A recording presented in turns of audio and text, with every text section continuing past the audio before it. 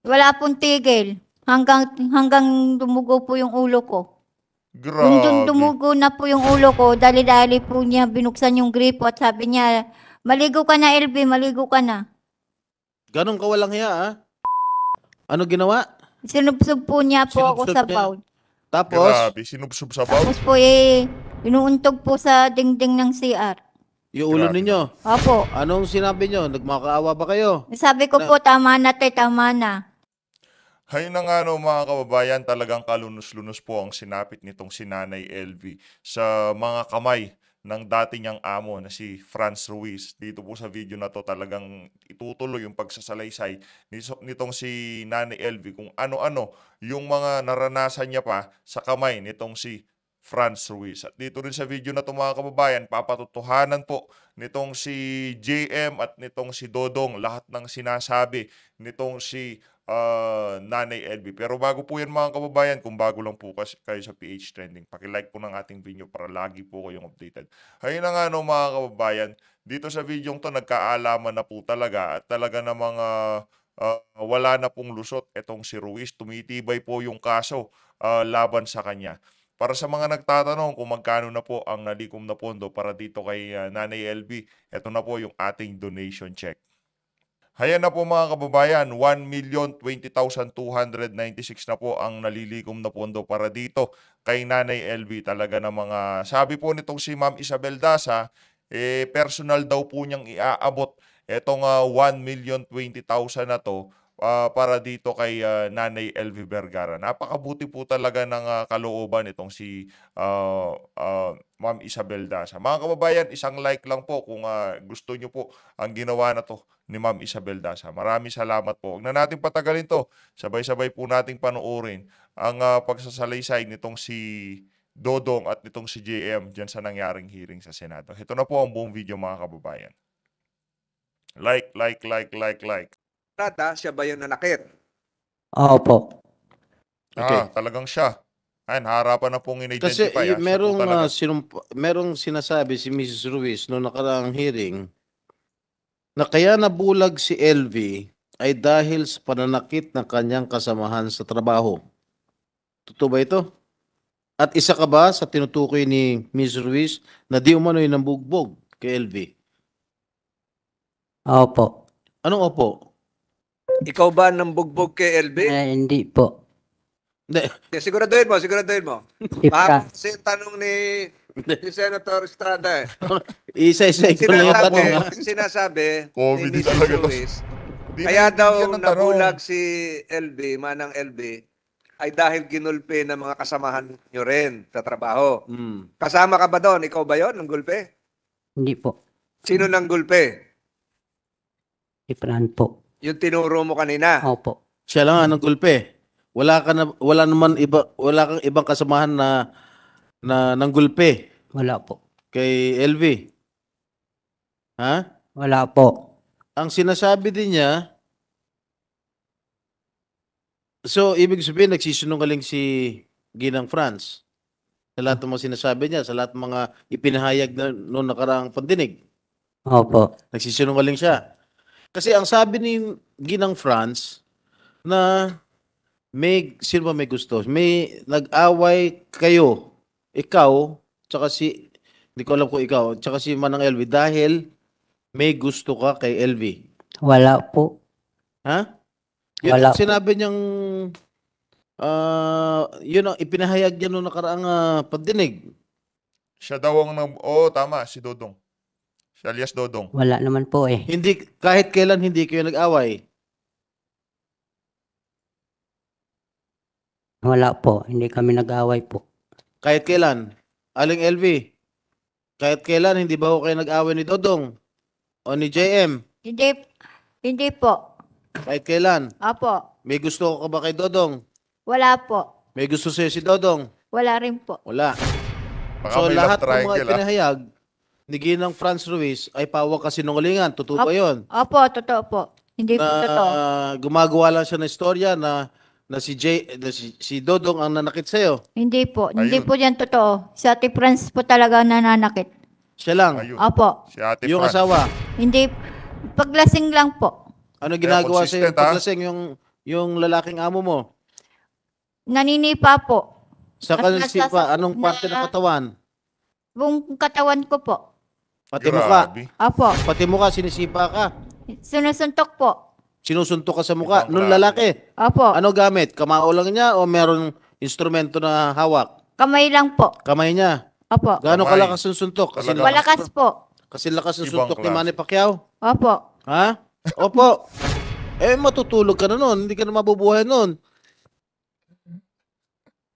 Ilang beses kayo sinusuntok? Paglasing po siya. Ilang beses sa isang linggo pag nakainom? Pag may gusto lang po niya. Pag gustong uminom. Pag gusto uminom. Pag gustong uminom, gaano kadalas yon? Gabi-gabi po. Gabi-gabi? O di araw-araw kang minamaltrato, sinusuntok, kung gabi-gabi siya nakainom? Minsan po hindi. Pag may sumpong lang po si kuya. Pag mainit ang Pag ulo. may sumpong. Pag mainit ang ulo. Opo. So sa buong sinusuntok ka sa muka, Opo. Buong katawan ko nga po. buong katawan. Opo. Okay, si Aling LV,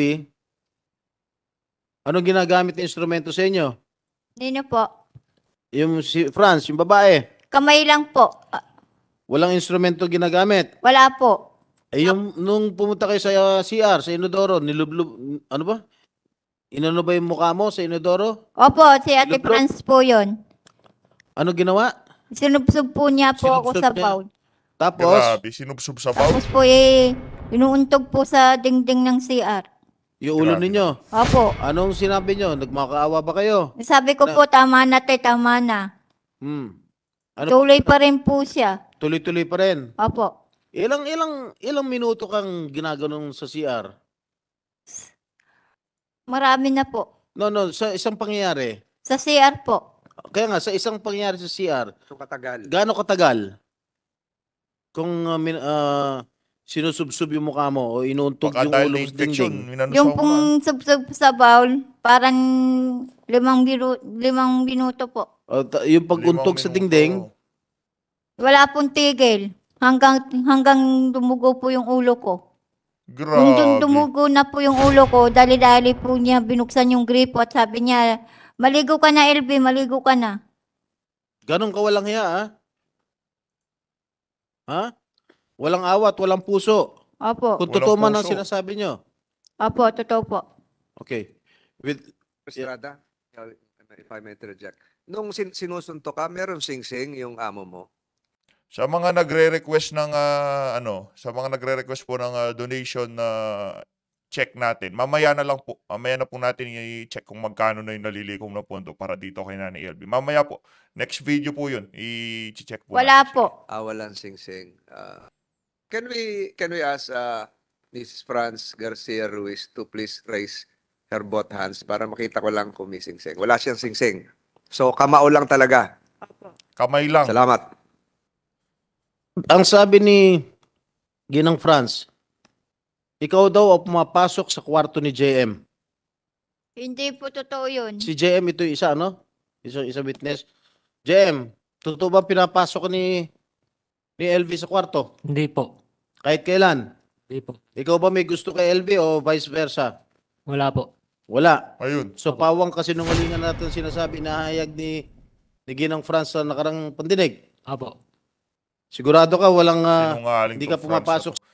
Pati yung 'di ba, sinasabi yung mga gamit, yung personal na gamit ni Dodong ginawang basahan ni Nanay LB. O hindi pumapasok si Aling LV sa kwarto mo. Hindi po. Okay, nung pumasok, kailan ka pumasok, kailan ka nagtrabaho kay Aling LV? Ay kay Aling France, kay Madam France. 2001 po. Ay, 2021. Sino nauna sa inyo ni Manang LV? Si Ate LB po. Nung pumasok ka, ano itsura ni Manang LV? Malibag po eh. Ano? Malibag po. Ano to? Malibag. Madumi. Opo. Malibag. Okay. Siguro ang tinatanong ni ang tutumbukin ni Senator Estrada, yun bang sitwasyon ngayon ni Manang LB at nung unang nakita mo pareho? Nung unang kita ko po sa kanya, may mga sugat-sugat po ang katawan. So naabutan mo, nung bagong pasok ka, naabutan mo na meron mga pasa. Opo. Mga sugat Opo. sa kanyang katawan. Anong parte ng katawan? Sa mukha ba? Sa braso Sa- ba? Sa po, binti? Sa Sa mukha po dibdib? Sa tsaka likod? sa leeg. Ha? Sa mukha po tsaka sa leeg tsaka sa Sa kamay. mukha. Pero hindi pa Oo. siya bulag nung araw. Hindi pa po. Nakakakita ba Hindi siya ng pa. dalawa niya mata? Opo. Check po ha, yung ang sinasabing date dito, 2021 pumasok sa trabaho. 2021 po. Kasi 2020, nagtatrabaho na kay France itong si Nanay Totoo? LV. Oo. Okay, hindi ka ba Accurate nagtangkang yung ano. magtanong sa kanya, o Aling LB, bakit ganyan na itsura mo? Bakit malibag? Hindi po. Bakit? Hindi ko pa po ganong kakilala. Nakilala. So, nung nagkakilala kayo, hindi kayo nagkwentuhan, bakit siya nagkaroon ng sugat na gano'n o mga pasa ng gano'n? Yun nga po, sabi niya po, binubugbog daw po siya. Ayun. Anong ginawa mo nung sinasabi? Meron ka bang nasaksihan na pambubugbog ng amo nyo dito kay Aling LB? Meron po. Ikaw mismo? Oo. Mr. Chair, pwede ba kasi lang, Ayun, Senator Tulfo na. Senator Tulfo is Jinggoy. recognized. since kausap mo naman itong si JM, kasi nakita ko dito sa Sinumpang Salaysay, isa ka sa mga inutusan. Yeah, si Dodong, saan ba si JM? Si Okay GM nga, yung ikaw JM, bata-bata. diba? Opo. Sinumpang Salaysay ni Dodong, na kasama ka sa inutusan itong si Franz Garcia na saktan si Manang LB, tama? Tama Hindi ba ito? po. Hindi totoo to? Itong nasa, Hindi. Sino pa Itong sa- salaysay na ito ay salaysay ni Dodong.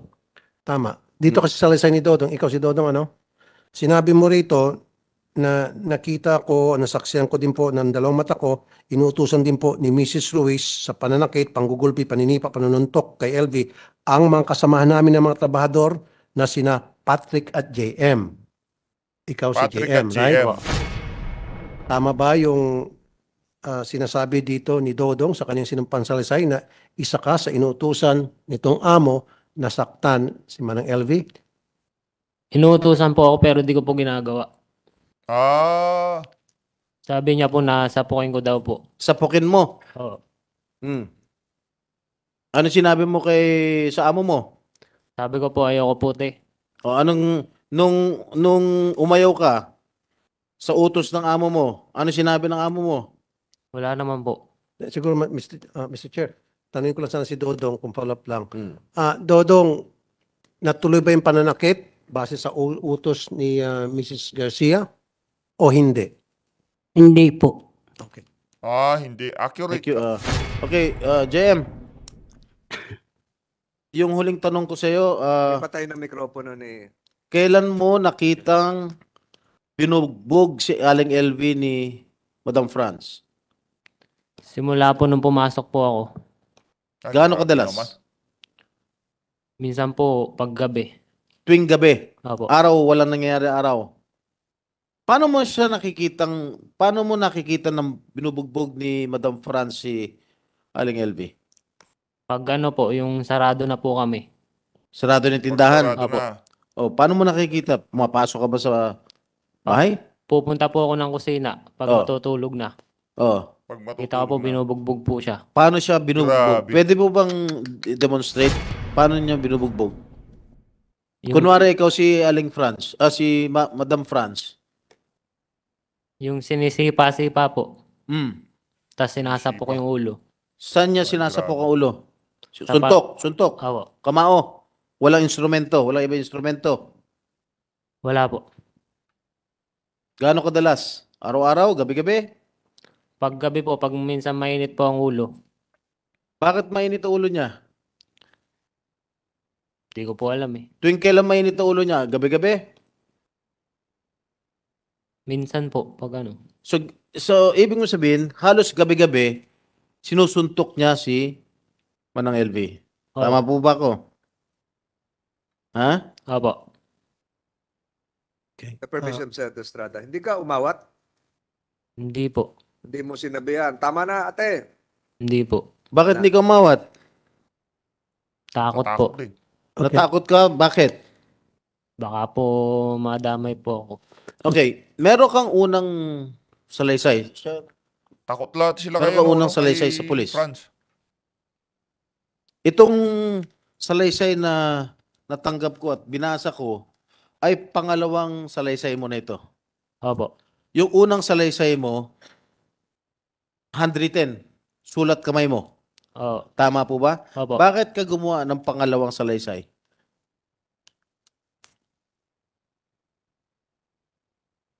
At binabawi mo yung unang salaysay mo. Kaiba, yung Ayan. unang salaysay mo, kakaiba doon sa pangalawang salaysay mo na iyong pinirmahan sa Naku po. CIDG, Hmm. Mindoro, Police, noong September 12. So, bakit magkaiba? Bakit Nung una, magkaiba? kang tanong ni Senator Estrada, parang pinagtatanggol mo si Mrs. Franz Ruiz. Yung pangalawa, iba na yung sinasabi mo. Yung una bang ginawa mo ay may nagturo sa'yo. Meron po. Sino? Si Ate Franz po. Ayun. Pirma ka. Opo. Saan nangyari? Sa tindahan niya po. Wala kang kopya ng unang salaysay dahil wala kaming kopya rito. Wala po. Anong inilahad mo sa unang salaysay mo? Nailagay ko daw po na si Ate LB napasok po sa kwarto ko.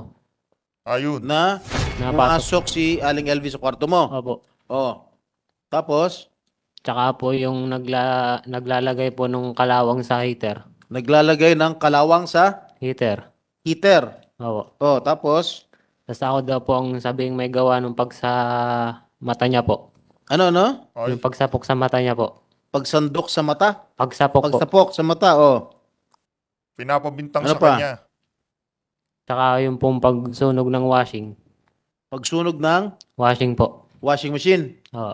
Ano pa? Na pinabayad din kay... Lahat yan ay Nanay Elvie. tinuro sa'yo ni Franz. Opo. Ano pa? Meron pa raw naglalagay ng buhok, Opo. pubic hair, sa pagkain. Totoo ba? Siya Hindi. nagdikta nun?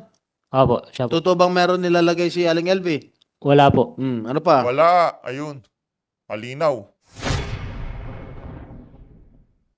Binayaran ka ba para sabihin yon? Wala po.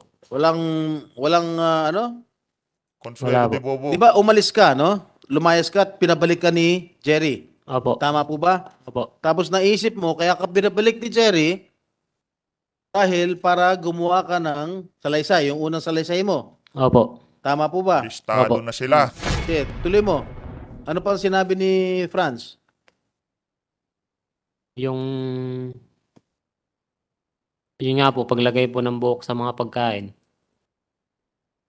So, hindi totoo na doon sa unang salaysay mo, na hindi totoo na sinaktan mo o sinapok mo si LV sa mata. Hindi po. Walang katotohanan. Wala po. Hindi mo kahit kailan pinagbuhatan ng kamay si Aling LV. Yung ano lang po, nung dati po, Paano dati? nung ginamit niya telbing basahan po ang damit ko. Nung Ayun. ginawang basahan yung damit mo. Opo. Ano ginawa mo kay Manang LV? Natabig ko lang po yung kanyang ulo sa sobrang inis po. Sa sobrang inis. Opo. Hindi magresulta ng pagkabulag ng kanya mata, yung pagtulak mo, pagtabig mo. Hindi po. Alright. Madam, sir, pwede makasingit ulit. Meron, Tulfo is recognized. thank you, Mr. Chair, sa Senator Estrada.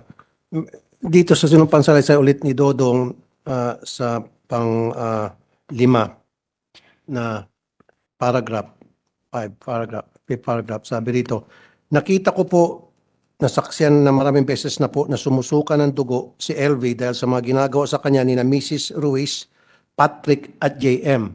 Ayun. Tama ba ito? Patrick at Accurate ba GM. ito, Dodong? Itong sinumpang salaysay mo? Na nakita mo, sumusuka ng dugo si Manang LB dahil sa ginagawa itong Ruiz na ito at mga kasamahan pa ninyo kasama si JM. Dito yan. Tama o mali itong statement mo? Tama po. So, ibig sabihin, Tama. si JM kasama sa nananakit kay Manang LV? Po, hindi ko alam po eh.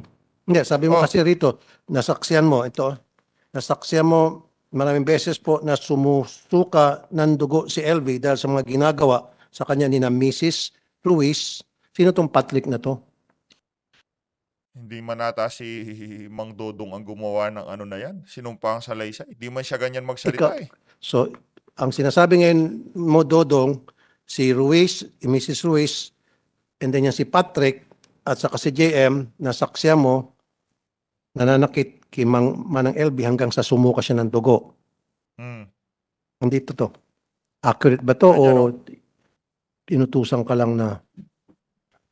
Sabihin nun, nandun si Patrick at JM pero wala silang pakialam at patuloy ang ginagawang pananakit sa kanya po. Sino Walang ba ang pakialam. kasama ba sa pananakit si JM at si Patrick? Kasama sa pambugbog? Hindi po. Mr. Chair, ewan ko baka nabago na to dahil dito sa number 5, talagang sinasabi niya, sumusuka ng dugo si LV dahil sa mga ginagawa sa kanya ni na Mrs. Ruiz, Patrick at JM po, Dapat maayos yan dahil yan ang makikitang butas ng mga abogado nito. wala si po silang pakialam at Franz. patuloy lang ginagawang pananakit sa kanya po. So, maring hindi maganda at mali yung pagkasabi mo rito. Opo. Okay. Sino ang nanakit? Si Fran po. Yung si Patrick at JM, nakapapanood lang. Opo. Nanakit din sila. Nanakit din sila kasama? Hindi po. Okay. So, siguro next time, pag gumagawa po sila ng ganito silang pansalaysay, Mr. Chair, dapat meron silang abogado sa tabi nila. There should be a counsel that telling them na kung ano talaga yung mga dapat nilang sabihin o ma-screen kasi dito baka maipit sila bandang huli. Now, Mm. ako po sana pupunta lang saglit doon sa ambush. Di ba? Pinasok yung bahay.